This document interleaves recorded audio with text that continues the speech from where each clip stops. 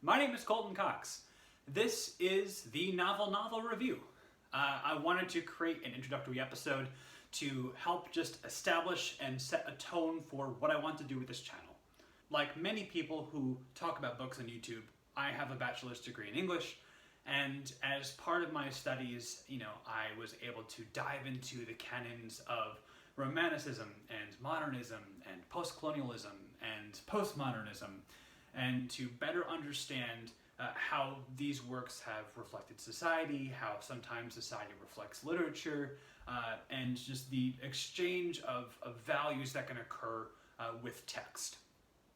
That said, there's a lot about my reading habits that I want to grow and adjust, and in particular, I'd like to be reading more new literature, and especially literature that hasn't yet fallen into the canon. So my focus for this channel, for the Novel Review, is going to be to discuss and to review new works of literature. That's it. Period. There we go.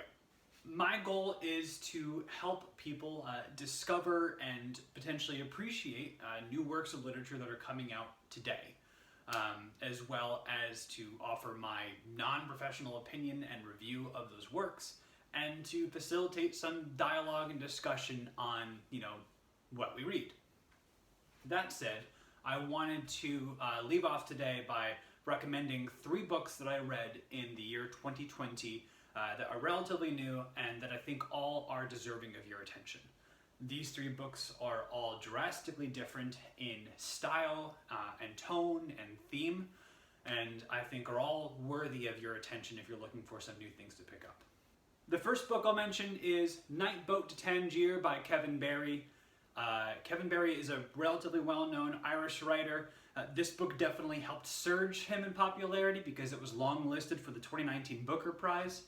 It's pretty short, a little over 200 pages, and focuses on a day in the life of these 2 kind of washed-up gangsters in a port city in Spain who are awaiting the arrival of one of the gangsters' missing daughter, who's supposed to come into that port that day. As they wait, they interrogate and pester other people who are at this port, and they also reflect on some of the events, characters, and violence that have brought them to their current circumstances. It's all told with this gritty, salty, sardonic realness. It's sort of a combination of Waiting for Godot and The Departed, if that makes any sense. At least those are the vibes that I got. It's dramatic and darkly funny, has some of the best characters I've read in a book in a long time, and absolutely worth your attention. The second book I'll mention is Uncanny Valley by Anna Wiener. Now, this is Anna Wiener's debut book. It's a memoir that reflects on her experience jumping into the burgeoning tech startup world, first in New York and then in San Francisco. Her retelling of her years in San Francisco are balanced with the buoyant idealism and hopefulness of a lot of millennial-led startups, with the sort of toxicity of things like tech bro culture and the insistence that people are a culture fit, which is really just sort of a nice perfumed way of trying to get people to fit into a rigid framework that already dominates a workplace. It's an excellent debut. It reads really quickly, has moments of humor and real sort of dark sadness and agitation, and I'm really looking forward to seeing what Anna Wiener does for her next book. Finally, my favorite book that I read this year, and the one that if you're going to pick any of the 3 that I'm talking about today, I hope you read, is The Memory Police by Yoko Ogawa, translated by Stephen Snyder. Wow. Where to start with this one? First, I'll mention that Yoko Ogawa is not a new face on the literary scene. In fact, she's one of Japan's most prominent writers.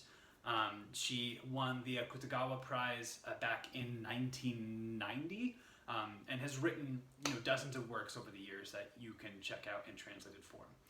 That said, The Memory Police was first written in 1994 in Japan and was translated into English in 2019. So it's pretty new, kind of on this side of the world. The Memory Police is this shattering work of dystopian imagination, and one that I think could be just as easily read and taught in classrooms as 1984 or Fahrenheit 451. It's about a writer who lives on this island controlled by a government force called the Memory Police. And every so often, the inhabitants of this island are forced to forget some aspect or object of their lives. A type of flower, or a musical instrument, or a calendar. And the people who go around and enforce this disappearance are the Memory Police. And they also, in the process of enforcing this disappearance, will kidnap those of the island who don't forget the objects. The main character becomes ensnared in trying to help those who are hiding from the Memory Police, basically those who are refugees in this scenario, and all the while the disappearances are becoming more extreme in consequence.